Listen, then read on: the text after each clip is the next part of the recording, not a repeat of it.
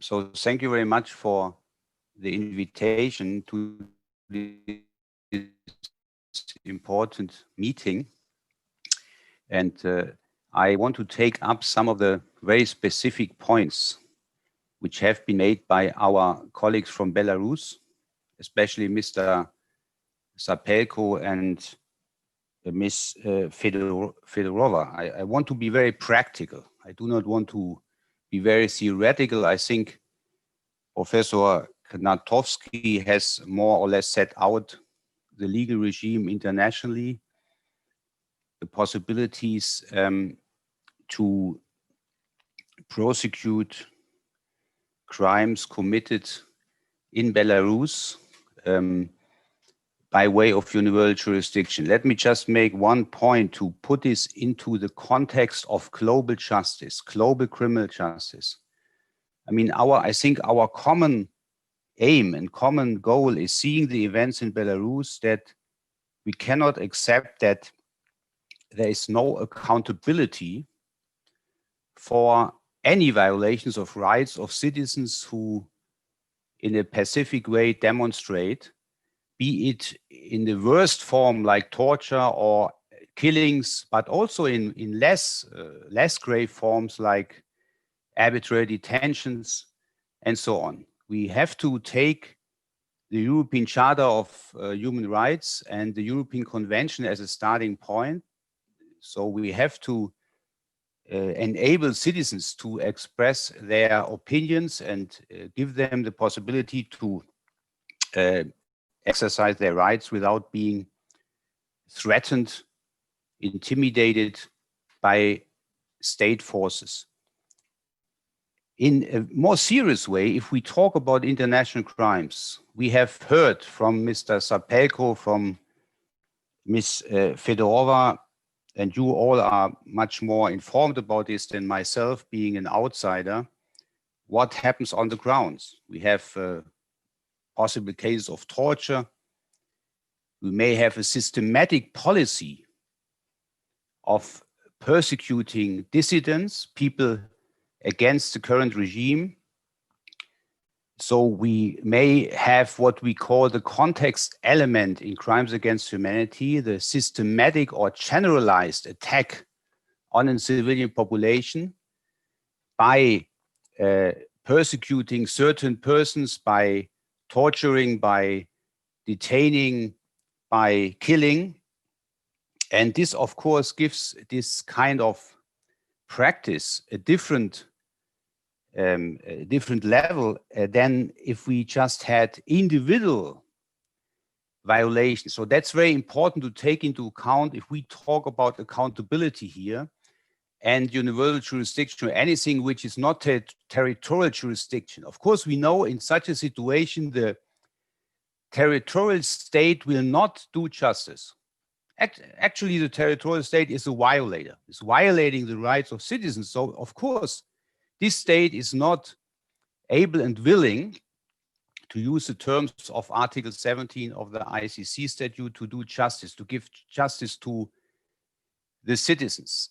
And that brings us to the situation that justice must come from somewhere else. Of course, we can always hope, as we do in Syria, in other situations, that there is a regime change, and history tells us that things can happen overnight. But as things stand now, if you have a regime in place, there will be no justice from this regime. Rather, this regime is creating impunity. It is actually protecting the violators and the public officials responsible for the violation. So then the question arises, where do we get justice from? And Ms. Fedorova rightly mentioned the International Criminal Court. Of course, we cannot hope at this stage, being Belarus not a state party and the Security Council in the hands of the P3. I would just say P3 because Russia, China, and United States are actually the players here, and they would always block, the Russians in this case, followed by the Chinese, any referral of the Belarus situation to the International Criminal Court, as was done with the situation in Syria, as you know. So The Security Council effectively is blocking international justice, international criminal justice, and blocking jurisdiction of the ICC. Change then, as has happened in Ukraine, as you know, the state can do an ad hoc declaration under Article 12.3 of the statute, i.e. a state without being state party to the International Criminal Court can transfer, give the court jurisdiction over a certain situation. That has happened in Ukraine. As you know, Ukraine is not state party to the International Criminal Court. But this is far from the reality of Belarus, given the fact that the regime is not in any way giving the ICC a possibility to intervene. So we are left with third states, what we call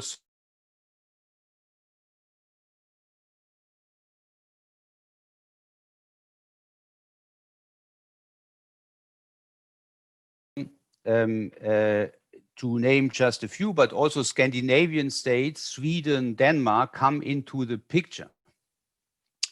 And so I want to tell you a little bit about German practice in particular here in this regard, because we have now quite some experience. You may know that Germany has, since 2002, when the ICC statute entered into force, a specific regime for international crimes. We have a code of international crimes in German called Völkerstrafgesetzbuch.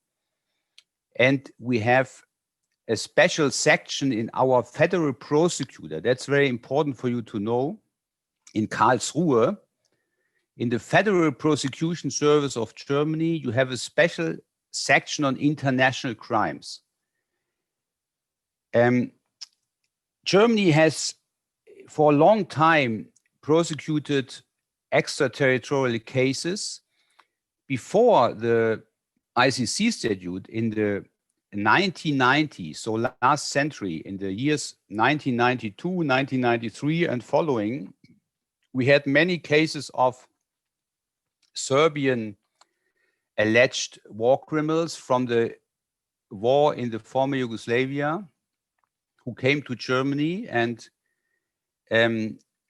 were coming as refugees. So we have a situation which may be very relevant for Belarus, where you have people coming to Germany as migrants, maybe applying for asylum, and you have also in this situation perpetrators. So it's not just that you have victims coming to apply. We had this situation in the 90s with Serbs, for example, famous cases which started at the appeals court in Bavaria and the appeals court in Düsseldorf. And we have the same situation, you may know, with Syrians. We have now running a very, very important case, the first case on torture in Syria under the Assad regime in Koblenz, which is an appeals court in the south of Germany, also based on our law on international crimes. And in this case, the actual suspects have been refugees in Germany and have been detected by other Syrians who are victims, also refugees in Germany. So imagine the Syrian community in Germany has, between themselves, figured out that there are former torturers of the Assad's secret service in Germany, and they have then been arrested and they are now tried. 2 persons. The case is highly reported. If you follow BBC or CNN, you see it in the international news. It's going on right now, and it was based in terms of evidence of the famous photos of a former military photographer of the Syrian armed forces, the so-called Caesar photos. And how did this case come before the German justice system? And that's a good example what could be done if there is a political or strategic interest to go this road. First of all, of course, we have a very strong Syrian community in Germany and human rights activists from Syria here. And then we have a strong civil society. We have NGOs especially the European Center for Constitutional and Civil Rights in Berlin, based in Berlin, an NGO which has a lot of trial experience in this kind of cases.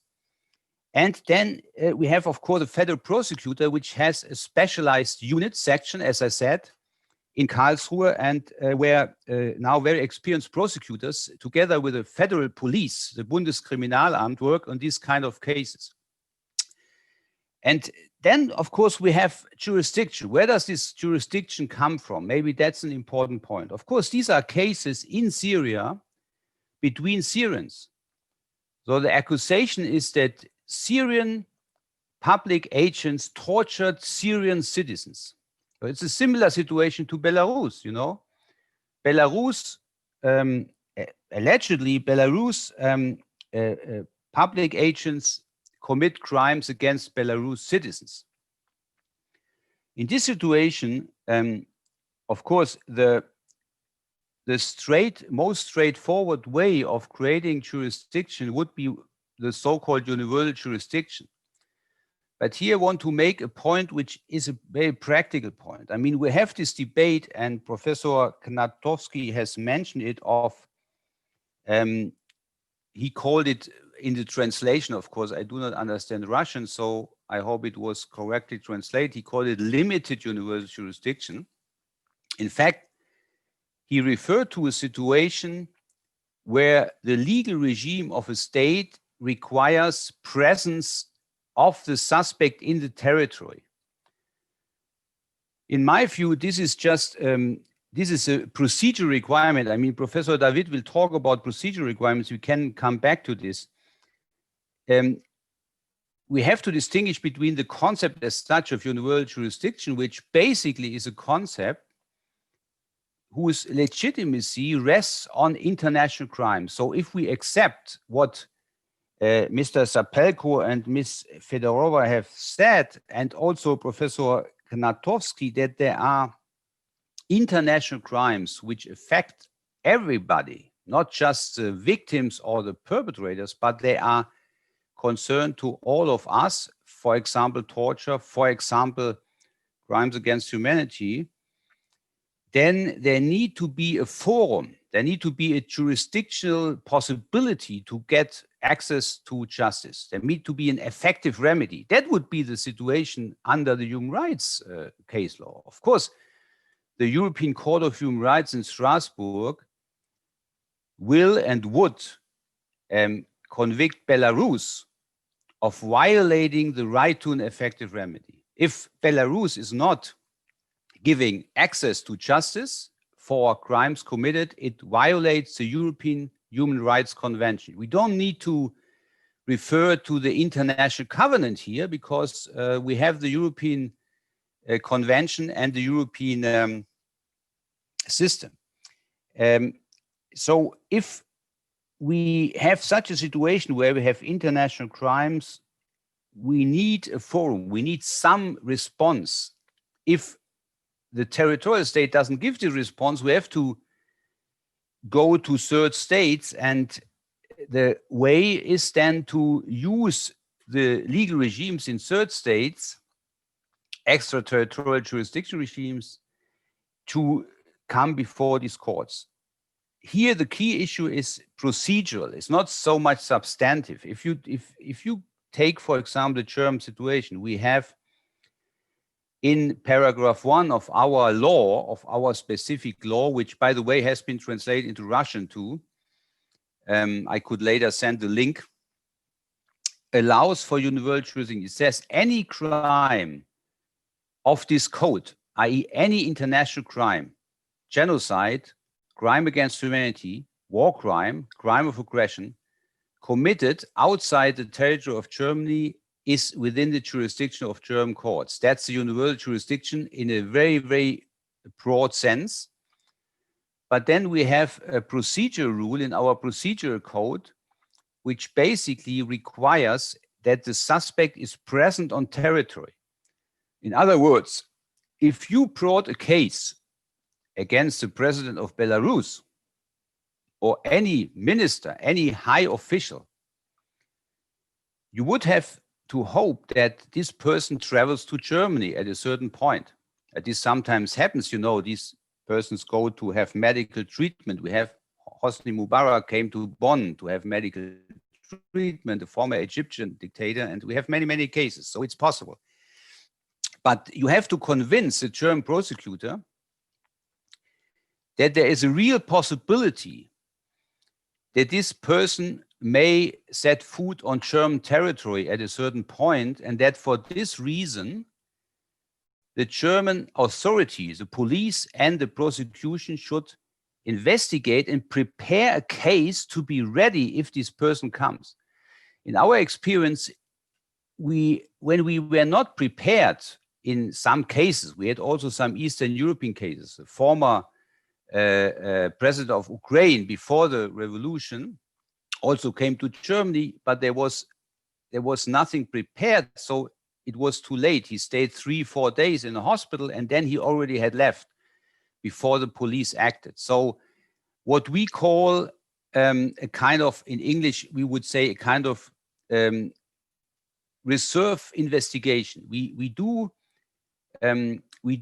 collect evidence, we do investigate a situation, anticipating that at a certain point, the alleged suspect may come to Germany.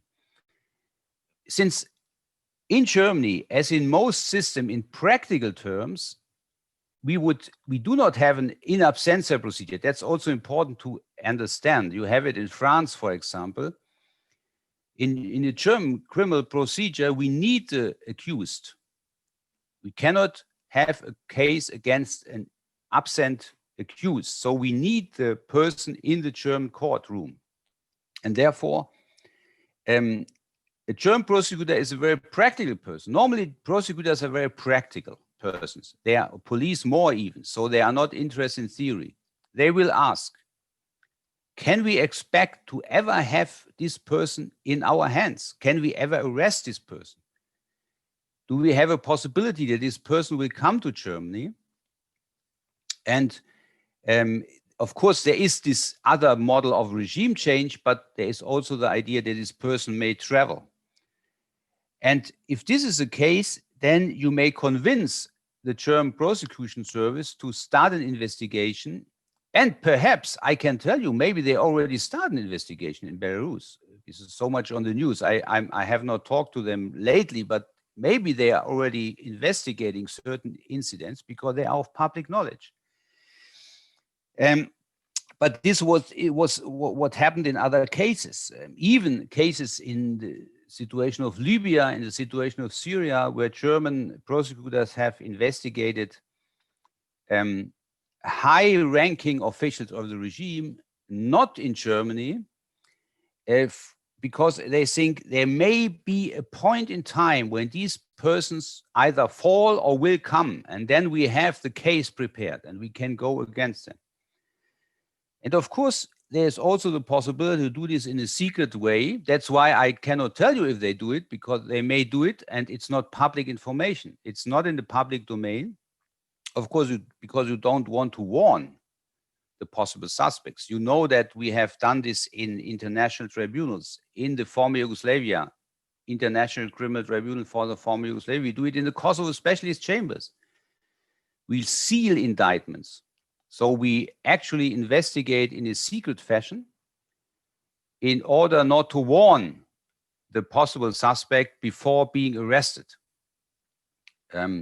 So that's a common strategy, but that's a very practical point. And the other practical point, if you ever approach a German prosecutor, you should have evidence. That's why it's very important to have here human rights organizations, civil society, being people on the ground. It's not a theoretical issue, it's a practical issue. What evidence can you offer? Do you have witnesses? Do you have photos? Do you have perhaps any other evidence, documentary evidence? We have a lot of evidence these days via video footage, via internet. That's maybe the good side of internet, Facebook and all these things. nobody can secretly commit crimes of this extension these days, because everybody knows that there are crimes committed. But it's all about the evidence. So if you ever have a meeting with a prosecutor or the prosecutorial office in Karlsruhe, and I'm sure that's the same for the French authorities, for the Belgians, you have to bring evidence. You have to credibly convince them that you have enough evidence to link certain events to certain persons, because there is another issue here, and that is attribution or imputation. You have to link, for example, if you go against a high-ranking official, high-ranking officials usually do not torture themselves. They do not kill themselves. They have policemen, they have military to do the job, the dirty work. So you need evidence to link these people to the crimes. For example, chain of command evidence.